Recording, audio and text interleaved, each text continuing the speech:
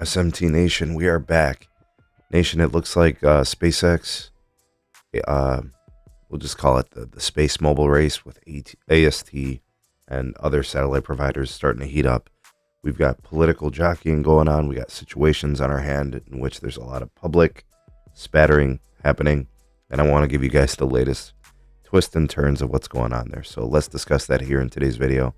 Article from Michael Can will be in the description. Ways to support us can be found there as well. Please do like and share this video. Subscribe if it's your first time here. And turn on the bell notification icon to never miss an upload from the SMT.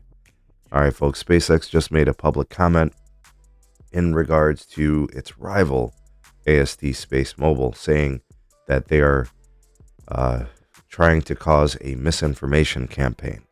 And what this is in reference to is the SpaceX T-Mobile foray into satellite connections to smartphones, right? Non-terrestrial networks.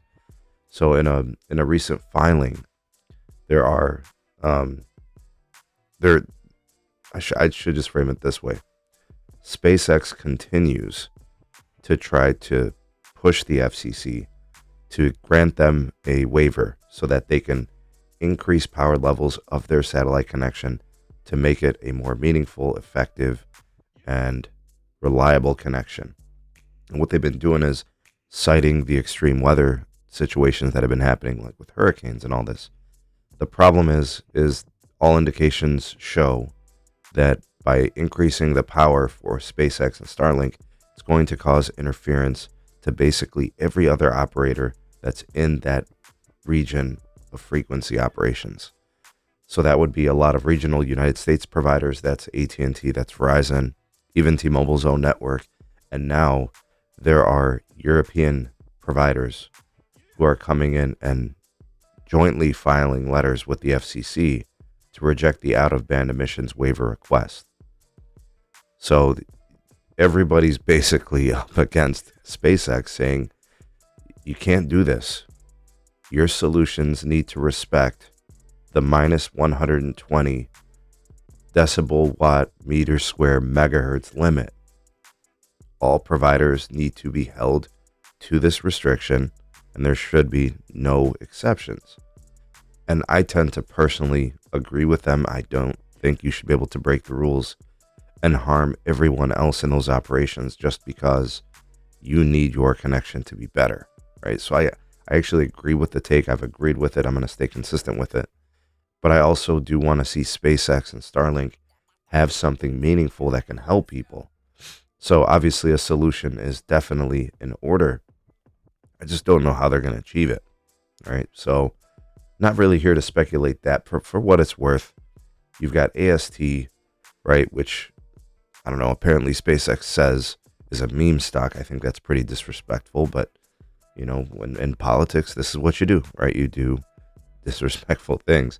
And they're claiming that all these activities from AST supporters and investors and, you know, the public smearing campaign of claimed by SpaceX and Starlink is all, you know, anti-competitive. And I made it very clear. I want to see this thing actually take off and be meaningful. I made dedicated videos about it. But we've seen companies do this right. We've seen Globalstar with Apple. We've seen Skylo, you know, and Android have something going on there. We're seeing AST do it. I think that's where SpaceX needs to shift their attention. I think either, you know, follow the guidelines and the rules that are in place, or develop a new solution that will allow you to effectively create the proper connections. This is a $30 billion revenue stream for the mobile industry, right? Going direct to device from satellite, non-terrestrial.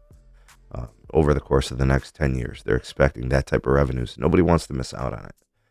My fear is that SpaceX and Starlink is going to sabotage themselves because they refuse to kind of adjust and fix whatever related issues they have. So trying to get regulatory approval in a way that I think harms the industry, I'm not a fan. I think they need to kind of figure some things out. And they have the pedal to the metal. They are unrelenting They just continue to push this, right? But now, like I said, it's gotten to the point where, European providers are getting involved. Folks, African providers are going to be building that PCS spectrum too for 5G. They're going to have a problem with this as well. This problem is not going anywhere.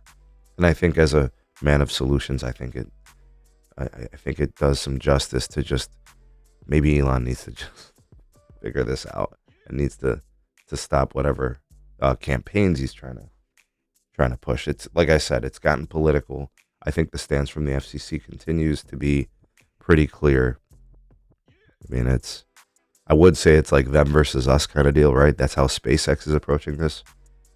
But like, the science is the science, and the physics are the physics. And I mean, why should the rules be bent or broken, just for you?